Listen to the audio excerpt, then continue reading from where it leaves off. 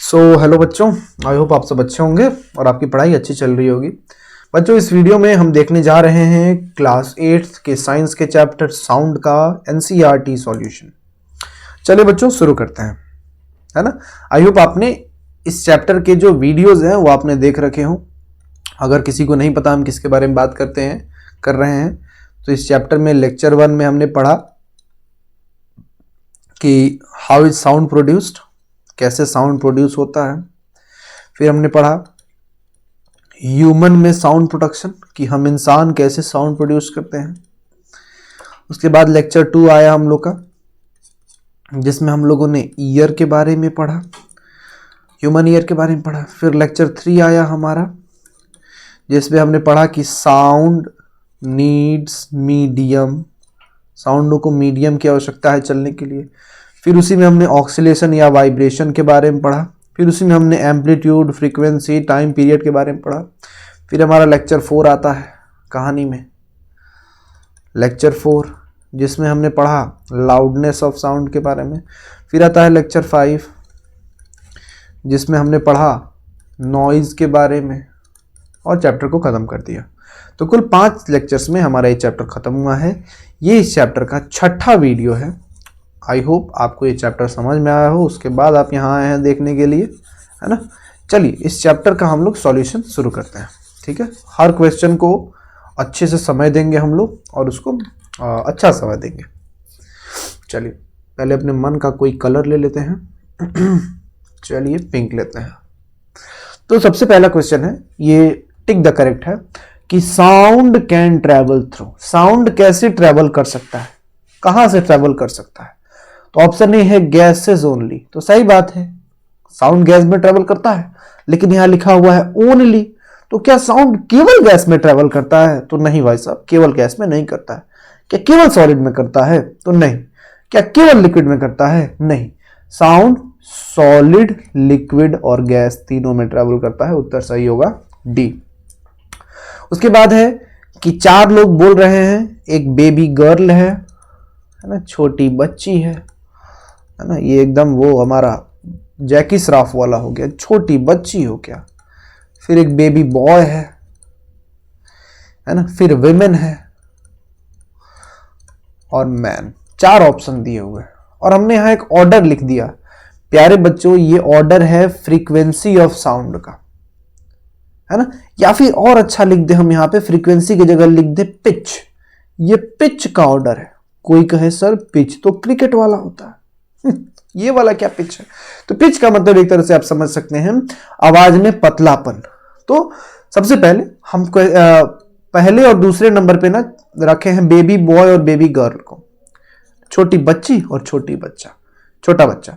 तो ये जो बेबी होते हैं ना, एडल्ट से इनका आवाज ज्यादा पतला होता है, ज्यादा सुरीला होता है, ये सब आपको पता होगा। अच्छा, बॉय से ज्यादा ना गर्ल का आवाज पतला होता है, ठीक है। तो पिच सबसे ज्यादा बेबीज का होता है। तो बेबी में भी सबसे ज्यादा कौन? बेबी गर्ल, और उसके बाद बेबी बॉय।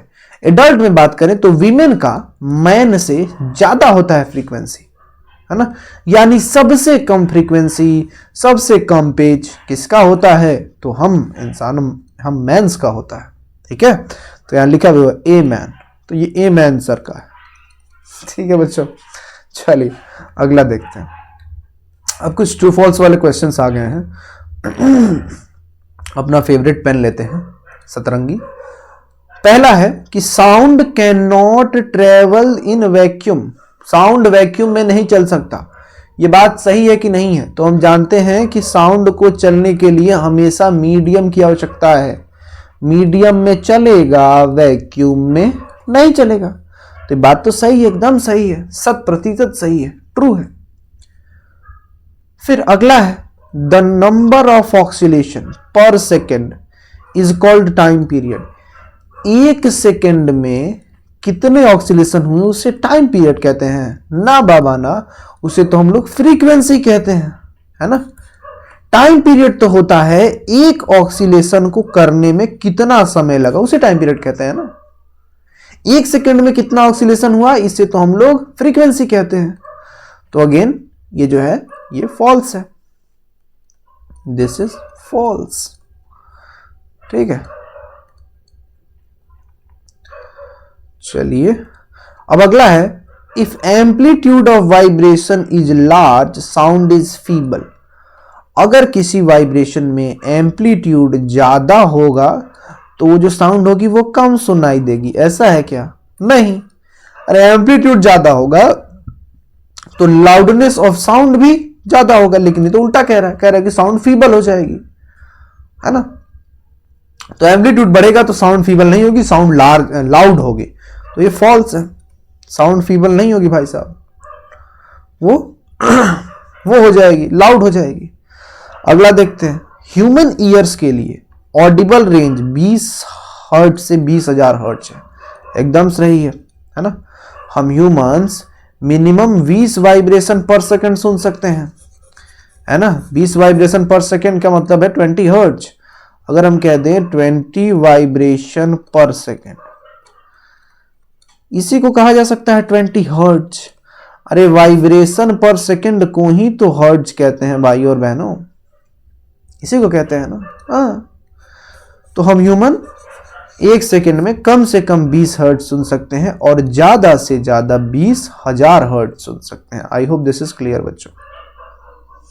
ठीक है, ये काफी हमको समस्या हो गई है पेन्स में। चलो, जितना कम फ्रीक्वेंसी होगा वाइब्रेशन का उतना ही ज्यादा पिच होगा। ये कह रहा है कि अगर फ्रीक्वेंसी घटाएंगे तो पिच बढ़ जाएगा। आप बताइए बात सही है कि नहीं है? नहीं है, गलत है। फ्रीक्वेंसी को हम लोग घटाएंगे तो पिच भी घटेगा, ये दोनों डायरेक्टली प्रोपोर्शनल होता है। ठीक है, फ्रीक्वेंसी को बढ़ाने पे पिच, घटाने पे पिच भी घट जाएगा। यहां तो कह रहा है हाइयर द पिच, तो ये तो फॉल्स बात है भाई साहब, गलत बात है। उसके बाद कह रहा है कि अनवांटेड और unpleasant sound is termed as music. जो साउंड हमें अच्छा नहीं लगता है उसे हम म्यूजिक कहते हैं। ये सही है कि गलत है? तो ये सरासर गलत है। ऐसे साउंड को तो हम लोग नॉइज कहते हैं, जो अनवांटेड होता है, अनप्लेजेंट होता है ना। अनवांटेड, कुत्ते पागल हो गए हैं बच्चों, और अनप्लेजेंट साउंड को हम लोग नॉइज कहते हैं। जैसे वो जो कुत्ते हैं घर के बाहर जो चिल्ला रहे हैं, वो क्या प्रोड्यूस कर रहे हैं? म्यूजिक प्रोड्यूस कर रहे हैं कि नॉइज? तो नॉइज प्रोड्यूस कर रहे हैं। अब अगला देखते हैं प्यारे बच्चों, तो और पतला करते हैं। Noise pollution may cause partial hearing impairment. Noise pollution से हम लोग को सुनने में पार्शियल मतलब कुछ हद तक सुनने की शक्ति हमारी जा सकती है। अगर ये होगा फुल हियरिंग इंपेयरमेंट, इसका मतलब है फुल हियरिंग इंपेयरमेंट का मतलब है पूरी तरीके से सुनने की शक्ति चली जाना, और पार्शियल का मतलब है कि थोड़ा सा कुछ हद तक हम लोग कम सुनना चालू कर दिए हैं। तो हाँ, ये नॉइज पॉल्यूशन की वजह से हो सकता है। तो ये बात तो ट्रू है भाई साहब। ठीक है, तो आई होप यहां तक आपको समझ में आया हो। ठीक है, ओके, मतलब 6 माइनस करना है। ठीक है, अब कुछ हमारे फिल इन द ब्लैंक्स वाले क्वेश्चंस आ गए हैं। ये कुत्ते मानेंगे नहीं आज। Time taken by an object to complete one oscillation. एक ऑक्सीलेशन को करने में जो समय लगता है उसे क्या कहते हैं? तो उसे टाइम पीरियड कहते हैं। ऐसे समय को टाइम पीरियड कहते हैं। आई होप आपको ये मालूम हो, अगर आप हमसे पढ़े हैं, हमारी वीडियोस को देखे हैं, तो इसको हम अच्छे से एक्सप्लेन किए हैं। अगला है लाउडनेस इज डिटरमाइंड बाय। किसी भी वाइब्रेशन के किस कैरेक्टरिस्टिक से लाउडनेस का पता चलता है? तो हम जानते हैं कि वाइब्रेशन के 2-3 कैरेक्टरिस्टिक होते हैं, जैसे कि एम्पलीट्यूड, जैसे कि फ्रीक्वेंसी, जैसे कि टाइम पीरियड। तो बताइए लाउडनेस किस चीज से बढ़ेगी घटेगी? किसको बढ़ाने घटाने से? तो हम जानते हैं एम्पलीट्यूड से होती है। तो ये determined by amplitude of vibration. फिर कह रहा है कि यूनिट ऑफ फ्रीक्वेंसी। फ्रीक्वेंसी की यूनिट क्या है? तो ये हर्ट्ज है। ठीक है, फ्रीक्वेंसी की यूनिट हर्ट्ज है। टाइम पीरियड का यूनिट सेकंड है। एम्पलीट्यूड का यूनिट मीटर है। अनवांटेड साउंड को क्या कहते हैं? नॉइज कहते हैं कि म्यूजिक कहते हैं? तो नॉइज कहते हैं। श्रिलनेस ऑफ साउंड, साउंड का पतलापन, ये कौन डिटरमाइन करता है? तो साउंड के ये 3 वाइब्रेशन के ये 3 कैरेक्टरिस्टिक है। बताइए, ये तो लाउडनेस डिटरमाइन करता है, ये जो फ्रीक्वेंसी है ये श्रिलनेस को डिटरमाइन करता है। ठीक है, हमने यहाँ पे खतरनाक कर्सिव लिख दिया है। तो फ्रीक्वेंसी डिटरमाइन करता है श्रिलनेस को, पतलापन को। तो आई होप यहां तक आपको क्लियर है। चलिए क्वेश्चन नंबर 5 देखते हैं। कोई एक पेंडुलम है जो ऑक्सीलेट कर रही है और इस पेंडुलम के बारे में दिया है कि 4 सेकंड में 40 बार ऑक्सीलेट कर रही है। टाइम पीरियड बताइए और फ्रीक्वेंसी बताइए। ठीक है, चलिए बनाते हैं।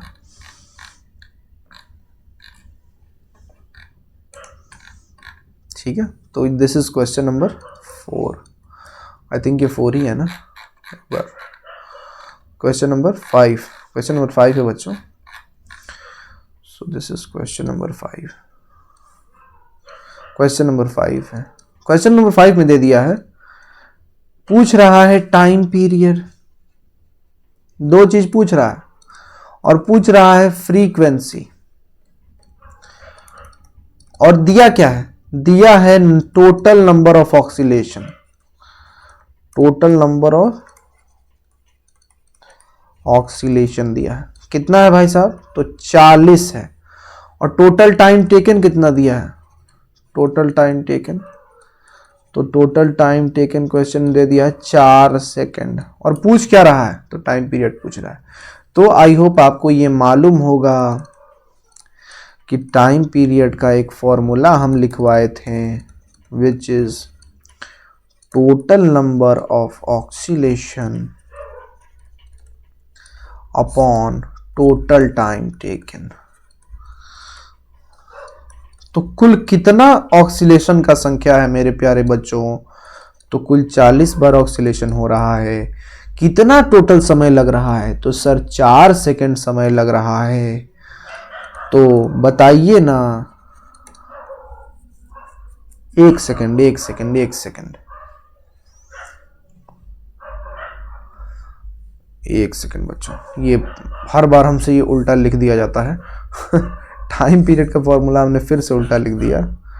टाइम पीरियड का फॉर्मूला होता है, ऊपर होता है टोटल टाइम टेकन, ऊपर होता है टोटल टाइम टेकन, और नीचे होता है टोटल नंबर ऑफ ऑक्सीलेशन।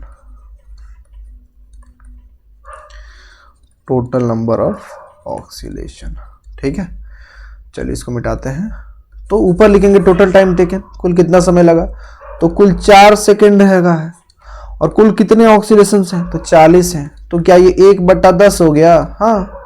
अच्छा, 1/10 को क्या लिखते हैं? क्या 0.1 सेकंड लिखते हैं? हाँ। तो टाइम पीरियड का मतलब है time taken to complete 1 oscillation, है ना।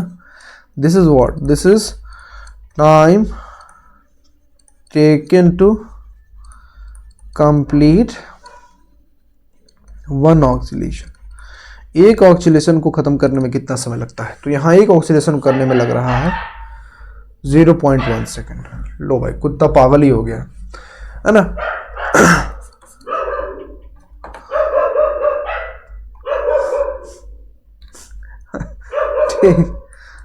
ठीक है, चिल्ला ले, आ रहा हूं, बता रहा हूं तुझे।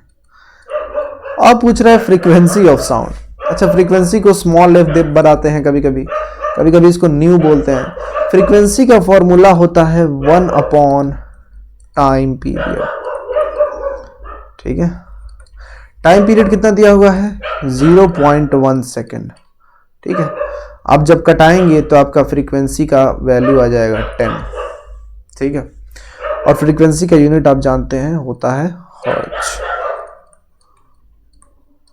ठीक है बच्चों, अगला क्वेश्चन देखते हैं। The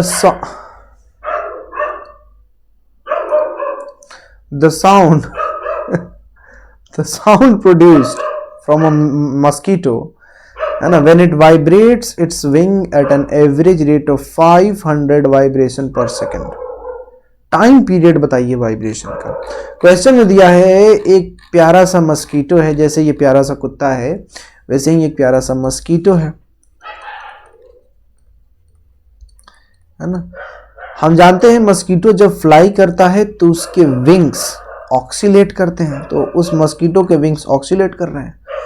उसने क्या देखा कि वो 500 ऑक्सीलेशन या फिर 500 वाइब्रेशन पर सेकंड कर रहा है, और ऑक्सीलेशन पर सेकंड को ही हम क्या कहते हैं, तो इसी को तो फ्रीक्वेंसी कहते हैं। यानी उसकी फ्रीक्वेंसी कितनी है, 50 हर्ट्ज। क्वेश्चन पूछ रहा है टाइम पीरियड बताओ।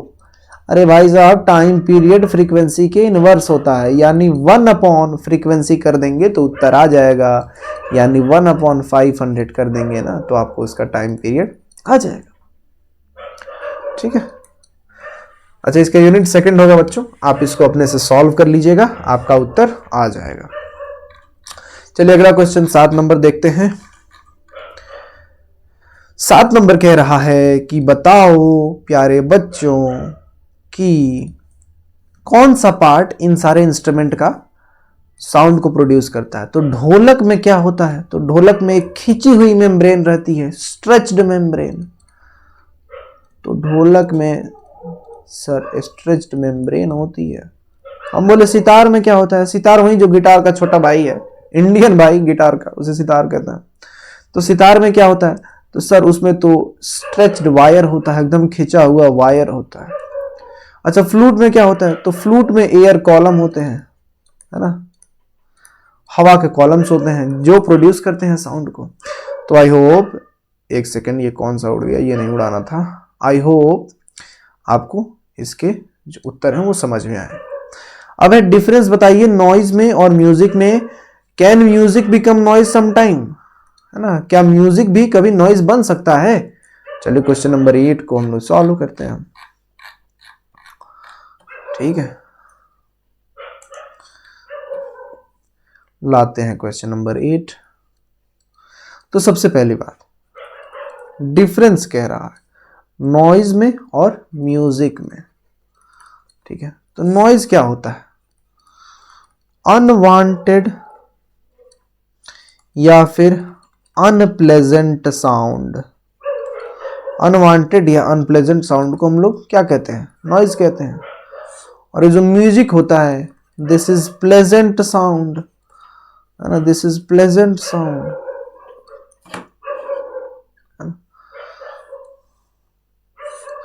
This is painful to hear, इसको सुनने में हमें अच्छा नहीं लगता है ना। This is very not painful to hear, है ना, इसको सुनने में हमको बहुत ज्यादा खराब नहीं लगता है ना, इससे हमारे कानों में कुछ बहुत ज्यादा इरिटेशन टाइप का प्रोड्यूस नहीं होता है। ठीक है, तो ये यहाँ पे आप लोग लिख देंगे। तो ये नॉइज और म्यूजिक के बीच में ये हमने 2 डिफरेंसेस दिख दिए। अब पूछ रहा है इसी में, क्या म्यूजिक भी कभी नॉइज बन सकता है, तो इसके बारे में तो हम लोग बात किए ही हैं। Yes yes, when we play music at high या फिर एक्सट्रीमली हाई वॉल्यूम, तो इनको अगर हाई या फिर एक्सट्रीमली हाई वॉल्यूम पे वो हम लोग अगर प्ले करें, then they will also be considered as, तब हम लोग इस म्यूजिक को भी कैसा कंसिडर करेंगे, नॉइज की तरह कंसिडर करेंगे। एग्जाम्पल क्या है कि घर के बगल में जो लाउड स्पीकर बज रहा है चाचा की शादी में, है ना, तो भले ही उस लाउड स्पीकर में अरिजीत सिंह गा रहे हों, लेकिन चूंकि उसका वॉल्यूम इतना हाई होता है, एक्सट्रीमली हाई वॉल्यूम पे होता है कि वो हमें अब नॉइज की तरह लगता है। ठीक है, तो लाउड स्पीकर, है ना, प्रोड्यूसिंग साउंड या फिर producing very loud music in surrounding, है ना। तो आसपास में अगर लाउड स्पीकर बहुत लाउड म्यूजिक बनाने लगे तो इसे हम लोग क्या कहेंगे, ऑब्वियसली नॉइज कहेंगे। तो आई होप आपको ये समझ में आया। चलिए अगला देखते हैं क्वेश्चन नंबर 9 कि लिस्ट कीजिए कुछ नॉइज पॉल्यूशन के सोर्सेज को, ना किन स्रोतों से नॉइज का पॉल्यूशन होता है ये हम लोग को बताना है। ठीक है, चलिए क्वेश्चन नंबर 9। तो ये लास्ट वीडियो में ही हमने इसको देखा था। चलिए देखते हैं। तो सोर्सेज ऑफ नॉइज पॉल्यूशन हम लोगों ने 2 देखा था।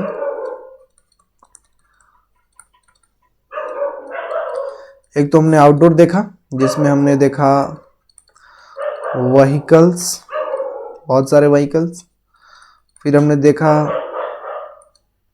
है ना, व्हीकल्स के इंजन। चलिए 2 चीज हम लोग ले सकते हैं, इसमें 2 चीज लिख सकते हैं, बेहतर रहेगा, हॉर्न्स एंड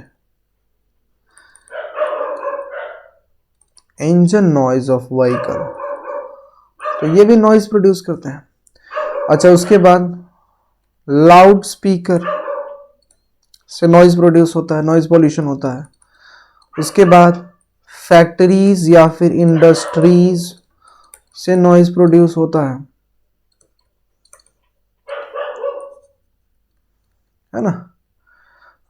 तो ये सारे जो सोर्सेज हैं नॉइज पॉल्यूशन के, बच्चों सोर्सेज हैं, है ना। अच्छा, इसमें एक और पॉइंट छूट रहा है ना। चलिए, तो नॉइज पॉल्यूशन के सोर्सेज ये होते हैं। आई होप आपको ये क्लियर है ना। अच्छा, एक है क्रैकर बर्स्टिंग। जैसे मान लो कि किसी साल गलती से आरसीबी आईपीएल जीत गई, तो जो क्रैकर बर्स्टिंग होगा उससे भी नॉइज पॉल्यूशन प्रोड्यूस होगा। अच्छा, नॉइज पॉल्यूशन केवल आउटडोर ही नहीं होता है, इंडोर नॉइज पॉल्यूशन भी होता है। इसके बारे में आपको पढ़ाए हैं। क्या क्या नॉइज पॉल्यूशन है भाई साहब? जब आप अपने घर में ही टीवी को हाई वॉल्यूम पे चलाने लगते हैं, टीवी या music system playing at high volume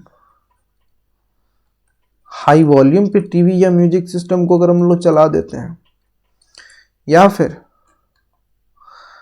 mummy kitchen में मिक्सर जब चला देती है, किचन अप्लायंसेस, तो इसके उत्तर में ये भी आ जाएगा।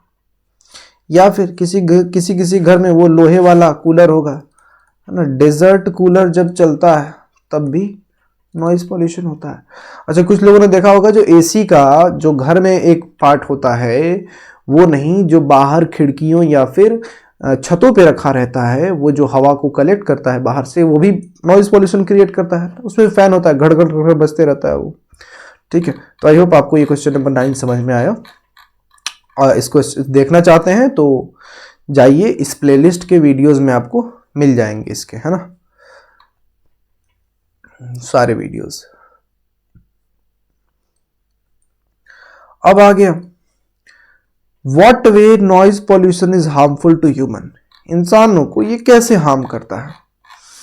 ठीक है, चलिए क्वेश्चन नंबर 10 करते हैं। ओ भाई साहब, ये तो कलर ही नहीं दिख रहा है ना। तो harms of noise pollution, noise pollution से क्या क्या हार्म होता है उसको देखना है। तो सबसे पहले तो हम लोग बात किए थे नॉइज पॉल्यूशन से होने वाले हार्म में, इंसोम्निया। इंसोम्निया का मतलब होता है लैक ऑफ स्लीप। इंसान को सोने में समस्या होने लगती है, नींद नहीं आती है। फिर हमने बात किया था हाइपरटेंशन। हाइपरटेंशन का मतलब बताइए बच्चों। हाँ, हाइपरटेंशन का मतलब होता है high blood pressure, high BP. फिर हमने पढ़ा था एंजाइटी कुछ लोगों को हो जाती है, घबराहट सी होने लगती है नॉइज पॉल्यूशन की वजह से। उसके बाद हमने देखा था टेम्पररी या परमानेंट हियरिंग इंपेयरमेंट, सुनने का आवाज टेम्पररी खत्म हो जाना या फिर परमानेंट खत्म हो जाना। तो ये भी नॉइज पॉल्यूशन का हार्म है ना। चलिए अगला क्वेश्चन देखते हैं बच्चों।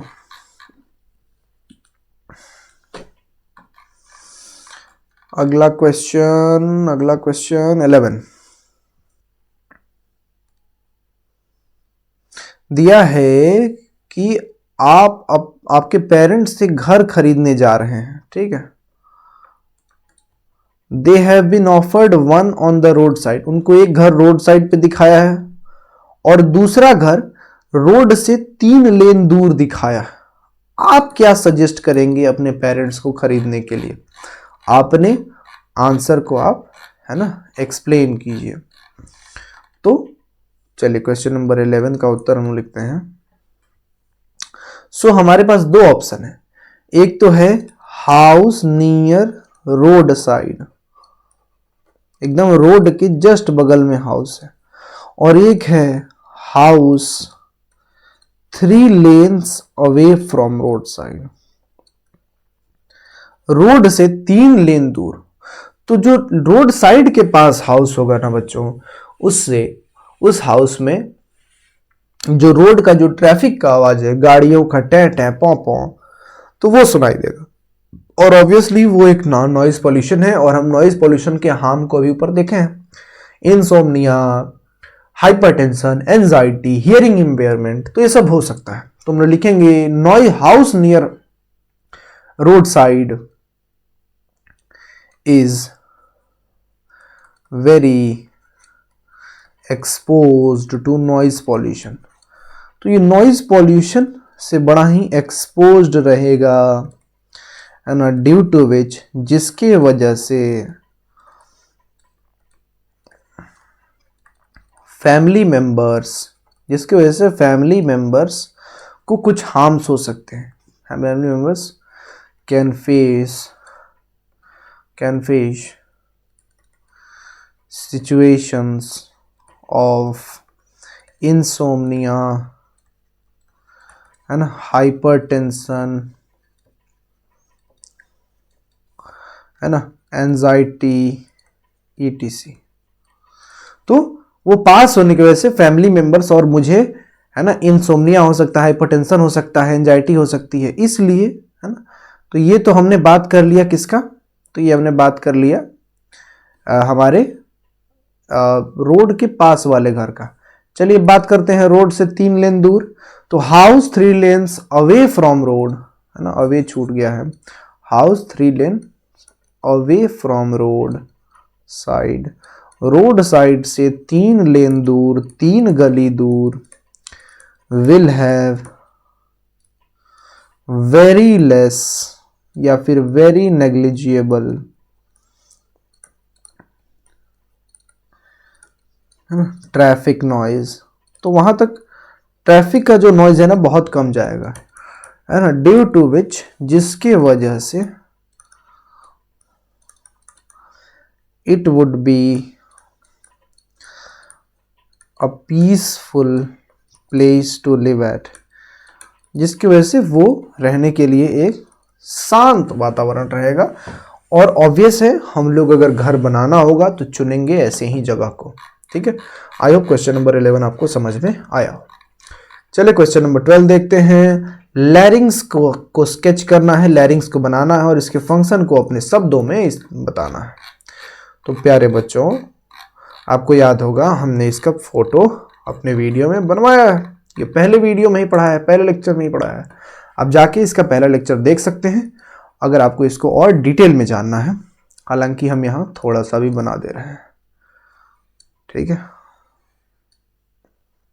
तो इसमें बहुत ज़्यादा हम डीप में जाके नहीं बनाएंगे, आपको इजीली ही।